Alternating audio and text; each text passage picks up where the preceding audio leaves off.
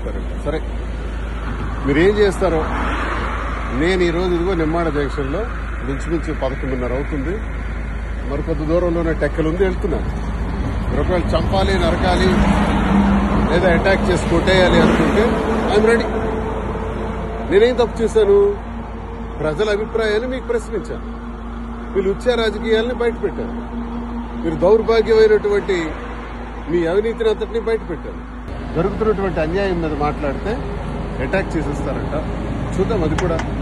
నేను ఇంకా గట్టిగా మాట్లాడతాను, ఇంకా గొంతిప్పి మాట్లాడతాను, ప్రజా సమస్యలపైన పోరాడతాను. మీకు వైసీపీలో నన్ను సస్పెండ్ చేశారు, మీకు కావాలంటే బహిష్కరించండి, ఎక్స్పెల్ చేసేయండి. ఎక్స్పెల్ చేయటం అంటే పార్టీ నుంచి బయటకు పంపించేయటం. అదే చేసిన తర్వాత స్వతంత్రుడిగా నా కార్యక్రమం నేను చేస్తాను. ఇంకా గట్టిగా శ్రీకాకుళం జిల్లాలో పనిచేస్తాను. ఏం చేస్తారో చూస్తాను. ఒకవేళ చంపేయాలనుకుంటే నేను చావుకైనా సిద్ధం. భయపడే రకం కాదు.